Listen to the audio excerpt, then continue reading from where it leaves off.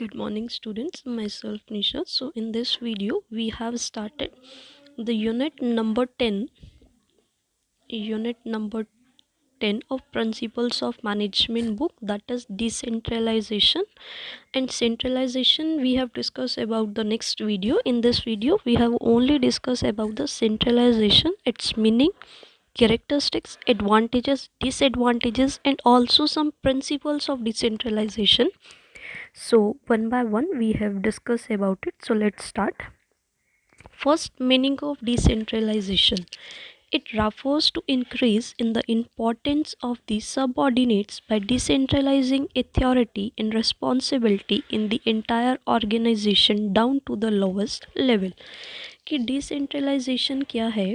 ये इंक्रीज़ करता है इम्पोर्टेंस सबऑर्डिनेट्स की, कैसे? बाय डिसेंट्रलाइज करके उनकी अथॉरिटी को और रिस्पॉन्सिबिलिटी को पूरी ऑर्गेनाइजेशन में वो डाउन से लोवेस्ट लेवल तक जाती है, तो उसको बोला जाता है डिसेंट्रलाइजेशन.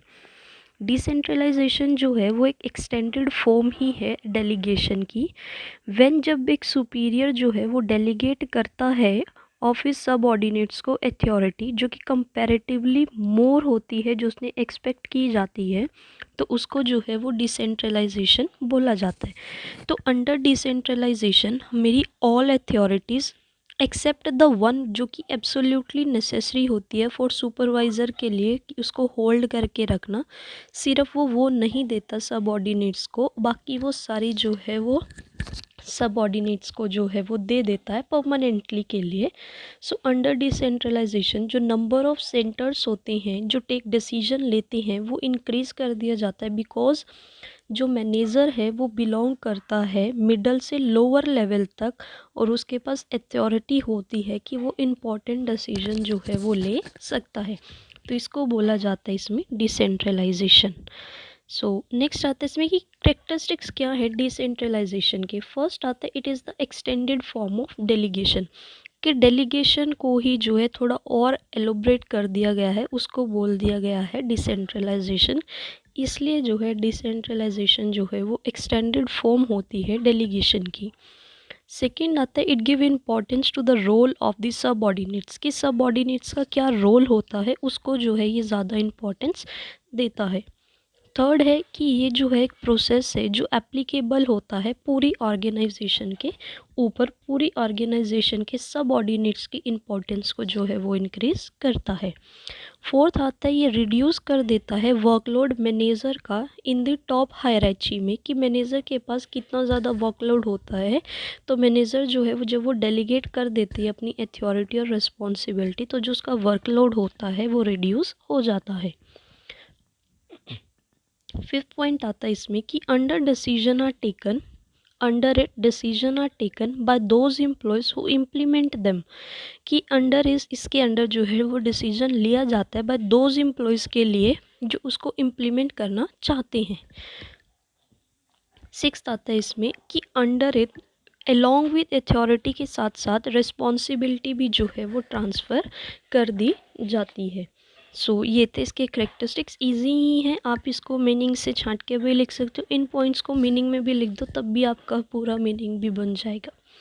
सो नेक्स्ट आता है इसमें कि क्या क्या फैक्टर्स हैं जो इन्फ्लुएंस करते हैं मेरे डिग्री ऑफ डिसेंट्रलाइजेशन को. फर्स्ट आता है इसमें साइज़ ऑफ द ऑर्गेनाइजेशन. इसमें क्या है कि जो साइज़ है ऑर्गेनाइजेशन का वो एक मेजर फैक्टर है जो इन्फ्लुएंस करता है मेरी डिसेंट्रलाइजेशन को. कि जो साइज़ ऑफ ऑर्गेनाइजेशन है वो डिपेंड करता है ऑन दी क्वांटिटी क्या है सेल्स की, नंबर ऑफ़ एम्प्लॉयज़ कितने हैं कि, और नंबर ऑफ़ मशीन्स कितनी हैं एट्सेट्रा. तो साइज़ ऑफ द ऑर्गेनाइजेशन जो है वो डिपेंड करता है ऑन द लार्जनेस कितनी है इन फैक्टर्स की और कितनी रिक्वायरमेंट है वहाँ पर डिसेंट्रलाइजेशन की, उसके अकॉर्डिंगली जो है वो वर्क करता है. सेकेंड आता है इसमें मैनेजीरियल आउटलुक, कि जो एक्सटेंट है डिसेंट्रलाइजेशन का वो डिपेंड करता है प्राइमली कि क्या आउटलुक है मैनेजर की, इफ़ अगर मैनेजर जो है वो हैपन्स टू बी, वो ऑटोक्रेटिक है बाय नेचर से, कि वो जो है प्रेफर करता है कि वो अपने पास ही सारी की सारी अथॉरिटी रखे, तो उस केस में वहाँ पर डिसेंट्रलाइजेशन की बहुत ही कम ज़रूरत पड़ती है। ठीक है, फिर आता है third, history of the organisation, कि इफ़ अगर बिजनेस जो है ऑर्गेनाइजेशन का वो एक लार्ज स्केल पर किया जा रहा है, जो कि राइट है एवरी बिगनिंग के लिए, तो वहाँ पर जो एक्सटेंट है डिसेंट्रलाइजेशन का वो ज़्यादा होगा। हाउएवर इफ़ अगर बिजनेस, इफ अगर ऑर्गेनाइजेशन की जो है अपनी हिस्ट्री है ग्रेजुअल डेवलपमेंट की, तो वहाँ पर जो एक्सटेंट है डिसेंट्रलाइजेशन का वो कम ज़रूरत है, बिकॉज इंटरफेरेंस जो है वो सुपीरियर की वो एक हैबिट बन जाती है उसके साथ साथ। फिर इसमें फोर्थ पॉइंट आता है अवेलेबिलिटी ऑफ कॉम्पिटेंट सबऑर्डिनेट्स, कि इफ़ अगर कॉम्पिटेंट और जो ट्रेंड सबऑर्डिनेट्स हैं वो अवेलेबल होंगे एक ऑर्गेनाइजेशन में, तो जो एक्सटेंट है डिसेंट्रलाइजेशन का वो ज़्यादा होगा, बिकॉज सुपीरियर्स जो हैं वो कंसीडर नहीं करते रिस्क को कि वो अपनी अथॉरिटी जो है टू टेक डिसीजन की वो सबऑर्डिनेट्स को दे। सो ऑन द कंट्ररी, अब इफ़ अगर उसमें जो है लैक ऑफ कॉम्पिटेंट सबऑर्डिनेट्स हो रहा है, तो जो अमाउंट है डिसेंट्रलाइजेशन का वो कम होगा, लेस होगा। फिर इसमें फिफ्थ पॉइंट आता है कंट्रोल टेक्निक। इसमें क्या है, इफ़ गुड कंट्रोल टेक्निक को अडॉप्ट किया जा रहा है ऑर्गेनाइजेशन में, जो सुपीरियर है वो विलिंगली जो है डिसेंट्रलाइजेशन करेगा, बिकॉज वहाँ पर लिटल पॉसिबिलिटी होगी कि वो रॉन्ग डिसीजन लेंगे in the presence of good control techniques की प्रेजेंस में। सिक्स पॉइंट आता है इसमें रिस्कीनेस ऑफ डिसीजन। इसके अंदर क्या है कि इफ़ अगर नंबर ऑफ डिसीजंस जो हैं वो इन्वॉल्व कर रहे हैं ज़्यादा रिस्क, तो वहाँ पर लेस टेंडेंसी होगी किसके टूवर्ड, डिसेंट्रलाइजेशन के toward on the part of top manager की। इफ़ अगर on the contrary most of the decision जो है वो विदाउट रिस्क के लिए जा रहे हैं, तो जो वहाँ पर जो है एक्सटेंट ऑफ डिसेंट्रलाइजेशन की हमें ज़्यादा ज़रूरत होगी। फिर सेवेंथ आते गवर्नमेंट इंटरफेरेंस। इफ़ अगर गवर्नमेंट इंटरफेरेंस जो है वो ज़्यादा हो रही है, तो वहाँ पर एक्सटेंट ऑफ डिसेंट्रलाइजेशन जो है वो कम हो जाएगी, बिकॉज जो गवर्नमेंट पॉलिसीज़ होंगी वो उनके लिए जो है बेटर होंगी और इजी इम्प्लीमेंट कर सकते हैं वो सेंट्रल लेवल पर। तो ये इसके कुछ 7 फैक्टर्स जो इन्फ्लुएंस करते हैं मेरी डिग्री ऑफ डिसेंट्रलाइजेशन को। सो आई होप ये आपको समझ आए होंगे। नेक्स्ट अब इसमें आता है कि क्या क्या प्रिंसिपल्स होते हैं मेरे डिसेंट्रलाइजेशन के। फर्स्ट आता है इसमें प्रिंसिपल ऑफ गुड डेलीगेशन। इसमें क्या है, जो सक्सेस है डिसेंट्रलाइजेशन की वो डिपेंड करती है एक गुड सिस्टम क्या होगा मेरा डेलीगेशन का। इफ़ अगर सुपीरियर जो है वो कंसर्न में है और वो यूज़ नहीं करता आर्ट ऑफ डिसेंट्रलाइजेशन को प्रॉपरली, या फिर वो इग्नोर कर रहा है उसके बेसिक प्रिंसिपल्स को, तो जो होल प्लान होगा डिसेंट्रलाइजेशन का वो फ्लॉप हो जाएगा। और ये एसेंशियल है कि जो डेलीगेटर है वो जाने की आर्ट क्या है डेलीगेशन की थ्रूली। इफ़ अगर ये सुपीरियर जो है वो शुड बी गिव जो है वो ज़्यादा ट्रेनिंग भी उसको दे सकता है। फिर इसमें सेकेंड आता है principle of proper communication and coordination, कि सबसे ज़्यादा प्रॉब्लम्स जो है वो डिसेंट्रलाइजेशन में अराइज होती हैं कि जो उसका हेड होता है जब वो ऑल यूनिट्स को जो है इंडिपेंडेंटली डिसीजन लेना स्टार्ट कर देता है, वो उसकी तरह एक्ट कर देता है, तो अकॉर्डिंग टू उसका इतना स्वीट बनना जो है वो इग्नोर कर दिया जाता है बाय द टॉप मैनेजमेंट के हिसाब से। तो ये इम्पॉर्टेंट हो जाता है कि हमें ऑब्ज़र्व करूँ प्रिंसिपल ऑफ प्रॉपर कम्युनिकेशन हो रही हो और कोऑर्डिनेशन हो रहा हो, जिससे जो है इन सिचुएशंस को जो है हम अवॉइड कर सकते हैं। यहाँ पर प्रॉपर कम्युनिकेशन का मतलब है कि जो हम उनको इन्फॉर्मेशन दे रहे हैं वो पूरी कंप्लीट इन्फॉर्मेशन दे कुछ स्पेशल डिसीजंस लेने की एक पर्टिकुलर डिपार्टमेंट में या फिर ऑल अदर डिपार्टमेंट में, तो उनको जो उसका एडवांटेज मिल सके कि उनको एक्सपीरियंस है अदर डिपार्टमेंट्स का भी उन सेम सिचुएशंस में। तो और कोऑर्डिनेशन में क्या है कि जो कोऑर्डिनेशन कमेटी होती है उसको एस्टेब्लिश किया जाना चाहिए कि वो कोऑर्डिनेट बना के रखे अमंग ऑल द डिपार्टमेंट्स के अंदर। तो ये था इसका सेकेंड पॉइंट। फिर आता है इसका प्रिंसिपल ऑफ एडिक्वेट कंट्रोल। इसमें क्या है कि decentralisation does not mean that the superiors should keep themselves aloof after giving the authority of taking decision to the top level manager and allowing them to function autocratically. इन्होंने क्या बोला है कि जो डिसेंट्रलाइजेशन है उसका ये मतलब नहीं है कि सुपीरियर के पास जो है वो खुद अपनी देमसेल्फ जो है वो सब कुछ अपने पास रखते हैं। आफ्टर जब वो अथॉरिटी दे भी देता है डिसीजन लेने की टू लोअर लेवल मैनेजमेंट को, वो खुद को भी अलाउ करता है कि वो फंक्शन करे ऑटोक्रेटिकली। रेदर ये हमारे लिए नेसेसरी हो जाता है कि हम कंट्रोल भी रखें ओवर उनके ऊपर। जो टॉप लेवल का मैनेजर होता है वो शुड कंट्रोल करता है ओवर देम को, और वो इंश्योर करता है कि जो एवरी डिसीजन जो लिया जा रहा है बाय द सबऑर्डिनेट्स के थ्रू वो accordance to the objective of the organisation के अकॉर्डिंग होना चाहिए, उसमें कुछ भी गलत चीज़ नहीं होनी चाहिए। तो सुपीरियर जो है वो कंट्रोल भी रखता है ओवर द सबऑर्डिनेट्स के ऊपर। तो इसलिए बोला इसने कि प्रिंसिपल ऑफ एडिक्वेट कंट्रोल में हमारा कंट्रोल भी होना चाहिए हमारे सबऑर्डिनेट्स को, और जो सबऑर्डिनेट्स डिसीजन ले रहे हैं वो ऑब्जेक्टिव ऑफ द ऑर्गेनाइजेशन को ध्यान में रख के ले। फिर इसमें फोर्थ आता है प्रिंसिपल ऑफ सेंट्रलाइज डिसेंट्रलाइजेशन। इसमें क्या है कि जो डिसेंट्रलाइजेशन है हम उसको सेपरेट नहीं कर सकते फ्रॉम सेंट्रलाइजेशन से। सो इस अकॉर्डिंग टू इस प्रिंसिपल के अकॉर्डिंग जो एक सेंट्रल ऑफिस है वो एस्टैब्लिश किया जाता है एक ऑर्गेनाइजेशन में, विच कैन जो बाइंड होता है आपस में एक एंटायर ऑर्गेनाइजेशन के साथ। ये ओनली तभी होता है थ्रू दिस ऑफिस कि जब मेरी पॉलिसीज़ और जो प्लान है वेरियस डिपार्टमेंट्स के उनको फॉर्मुलेट किया जाता है और जो कोऑर्डिनेशन है उसको एस्टैब्लिश किया जाता है इन देयर वर्किंग में। तो अकॉर्डिंग टू वन रिसर्च के अकॉर्डिंग 95% डिसीजन जो है वो लोअर लेवल के लोग लेते हैं इन दी जनरल मोटर कंपनीज में अमेरिका में, और जो 5% डिसीजन है वो हायर लेवल्स के लोग ही लेते हैं इसमें। तो हाउएवर दिस जो 5% का डिसीजन है वो इम्पॉर्टेंट हो जाता है मेजॉरिटी ऑफ डिसीजंस के लिए, क्योंकि वो इफ़ेक्ट करता है सम वे में या फिर अदर्स वे में। So therefore some important decisions जो हैं वो लिए जाते हैं बाय द सेंट्रल लेवल में भी। अब इसमें फिफ्थ पॉइंट आता है प्रिंसिपल ऑफ प्रॉपर मोटिवेशन, कि ये अपीयर करता है कि जो सम डिस्टेंस बना होता है अमंग द सुपीरियर्स में और सब ऑर्डिनेट्स में, तो अंडर डिसेंट्रलाइजेशन में बना होता है। तो बिकॉज उस डिस्टेंस के कारण वो जो है रेगुलरली मोटिवेट नहीं हो पाते। तो इसमें क्या करते हैं जो उनका एंथुसियाज्म होता है उसको जो है गिट्स पैम्पर किया जाता है। So in order to make decentralisation को सक्सेसफुल बनाने के लिए जो सुपीरियर होता है वो सम रिवॉर्ड्स भी देता है अपने सब ऑर्डिनेट्स को उनकी सक्सेस के लिए, और उन्हें ऑनर भी करता है और उन्हें जो है प्रॉपरली मोटिवेट भी करता है ताकि उनका जो डिसीजन पावर है वो और ज़्यादा इफ़ेक्टिवनेस से आए और वो जो डिसीजन वो ले रहे हैं वो ऑर्गेनाइजेशन के ऑब्जेक्टिव को ध्यान में रख कर ले। लास्ट प्रिंसिपल आता है इसमें principle of minimum interference. Minimum interference जो है एक फाउंडेशन है ऑफ डिसेंट्रलाइजेशन की। इट मीन्स जब मैं अपनी सारी अथॉरिटी दे देती हूँ जो सुपीरियर है वो इंटरफेयर नहीं करता उनके वर्क में। अगर वो रिपीटेडली इंटरफेयर कर रहा है उनको डिस्करेज कर रहा है तो उनका जो सेल्फ कॉन्फिडेंस है वो सफ़र होता है। जब इंटरफेरेंस जो है फ्रॉम द सुपीरियर जो है वो शुड ओनली भी जो है कनेक्शन में होता है विद सम इम्पॉर्टेंट डिसीजंस के साथ, तो ज़्यादा इंटरफेरेंस भी नहीं करना चाहिए जिससे उनका सेल्फ कॉन्फिडेंस जो है वो सफ़र करे और जो वो वर्क कर रहे हैं वो कंपनी के ऑब्जेक्टिव को ध्यान में रखकर ना हो। सो ये थे इसके principles of decentralisation 6। I hope आपको समझ आए होंगे। नेक्स्ट अब हम इसमें करते हैं कि क्या क्या एडवांटेजेस हैं डिसेंट्रलाइजेशन के।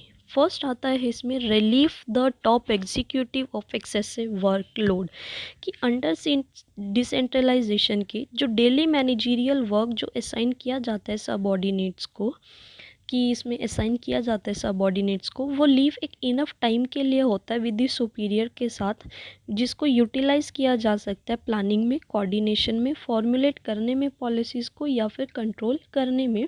उससे क्या है जो टॉप एग्जीक्यूटिव होगा उसका जो वर्कलोड है वो थोड़ा सा एक्सेसिव हो जाता है।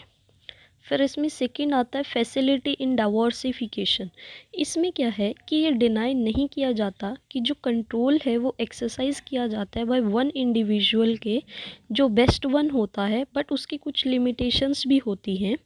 लिमिटेशंस जो हैं जैसे कि साइज़ ऑफ द बिजनेस के ऊपर भी वो डिपेंड करता है। इट मीन्स दैट अगर जो साइज़ ऑफ बिजनेस है वो ज़्यादा बड़ा या फिर स्मॉल है तो उसको जो है रन करना एफिशिएंटली जो है वो बाय सेंट्रलाइजिंग में होगा, क्योंकि ऑल अथॉरिटीज़ जो हैं वो एट टॉप लेवल पर होती हैं।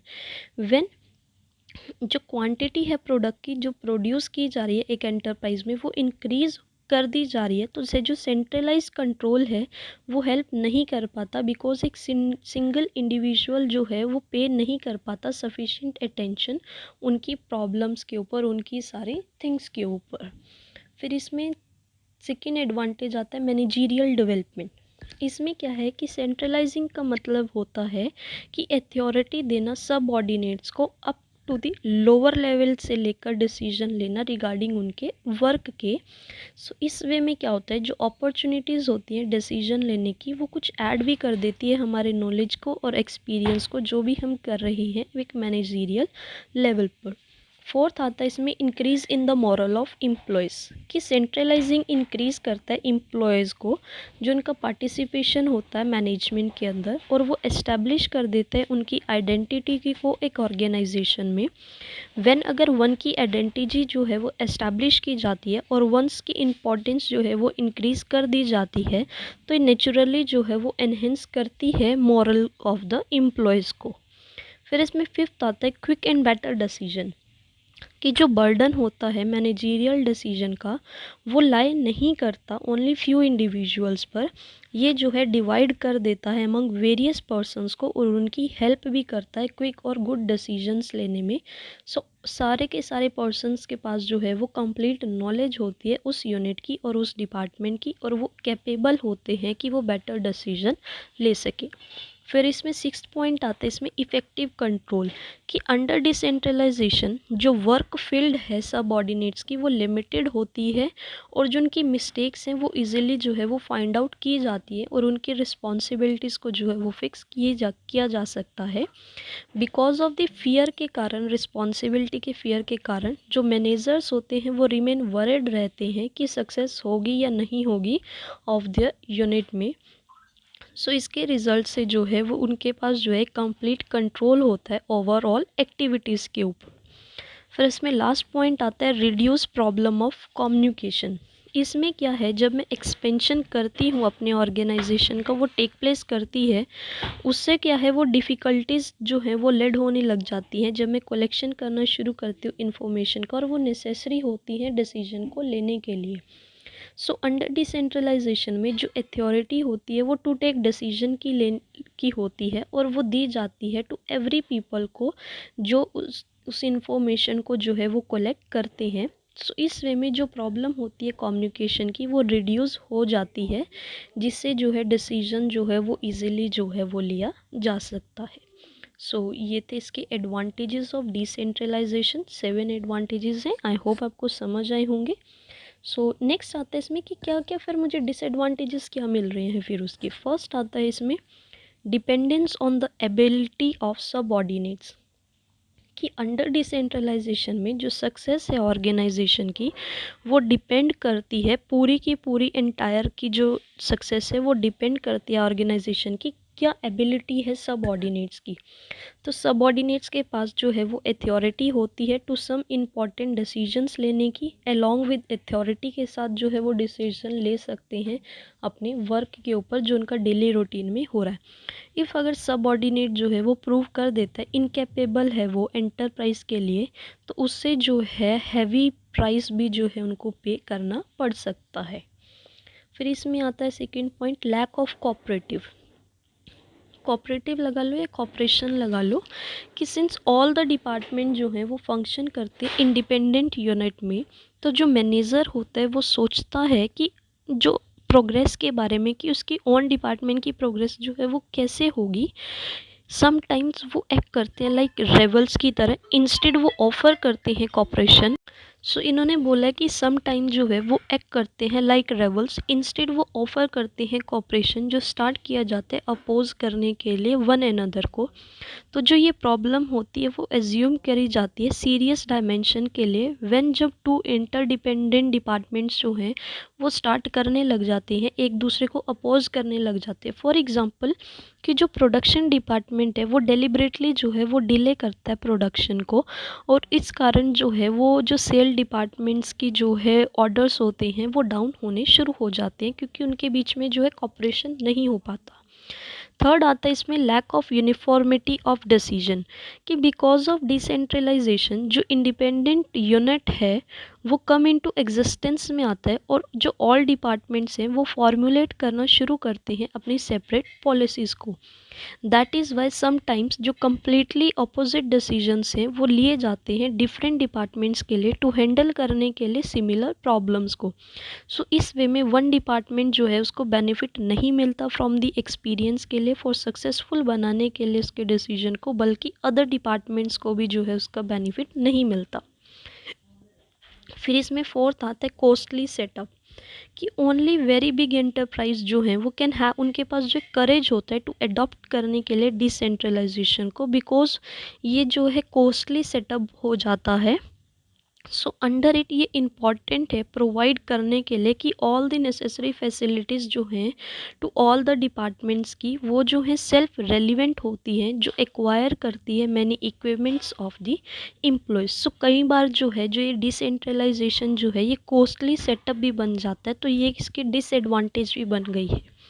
फिर इसमें फिफ्थ पॉइंट आता है lack of expert guidance at decision making centres. इसमें क्या है कि अंडर डिसेंट्रलाइजेशन की मोर एफिशिएंट और कॉम्पिटेंट पीपल्स जो हैं वो इंक्लूड होते हैं मेरे टॉप मैनेजमेंट में, और ये मेरे लिए जो है एक लैक बन जाता है फिल्ड करने के लिए कि जो डिसीजन मेकिंग सेंटर है उसमें लैक कमी आ जाती है कुछ।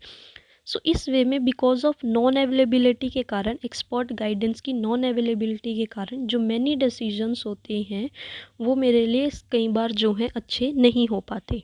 इसमें लास्ट आता है इसमें लैक ऑफ कंट्रोल, कि जो सुपीरियर होता है वो बिकम जो है वो स्लैक होता है आफ्टर जब वो मुझे देता है अथॉरिटी टू अदर्स पीपल को। तो जो उनकी केयरलेसनेस होती है वो वीकनेस होती है जो कंट्रोल नहीं कर पाती मेरे एंटायर ऑर्गेनाइजेशन को, और एवरीबडी जो है वो टेंड्स टू बी जो है वो ऑटोक्रेटिक हो जाता है। तो कंट्रोल ना होने के कारण भी जो है मुझे डिसेंट्रलाइजेशन जो है वो एक डिसएडवांटेज मिल जाती है। सो एक बार हम इसका ओवरव्यू कर लेते हैं। हमने डिसेंट्रलाइजेशन पढ़ा कि डिसेंट्रलाइजेशन क्या होता है। ये सिर्फ एक एक्सटेंडेड फॉर्म है डेलीगेशन की। इसमें भी अथॉरिटी को जो है वो ट्रांसफ़र किया जाता है सबऑर्डिनेट्स को, ना कि अथॉरिटी बल ऑल्सो जी वो रिस्पॉन्सिबिलिटी भी जो है वो डेलीगेट कर दी जाती है। उसके करेक्टरिस्टिक्स थे, हमने उसके 6-7 फैक्टर्स पढ़े जो इन्फ्लुएंस करते हैं मेरी डिसेंट्रलाइजेशन को। फिर मेरे इसमें 6 प्रिंसिपल्स आते हैं कि गुड डेलीगेशन होना चाहिए, प्रॉपर कम्युनिकेशन और कोऑर्डिनेशन होना चाहिए, पूरा एडिक्वेट कंट्रोल भी होना चाहिए सबऑर्डिनेट्स के ऊपर, और principle of centralise and decentralisation भी होना चाहिए, प्रॉपर मोटिवेशन भी करना चाहिए मेरे सबऑर्डिनेट्स को, और उसमें जो है मिनिमम इंटरफेरेंस होना चाहिए ताकि जो मेरा ऑब्जेक्टिव है वो सक्सेसफुली अचीव हो सके। फिर जो है इसके एडवांटेजेस थे एंड डिसएडवांटेजेस थे। सो आई होप आपको ये समझ आया होगा। If you like it then please subscribe my channel, like, comment and share. Thank you so much.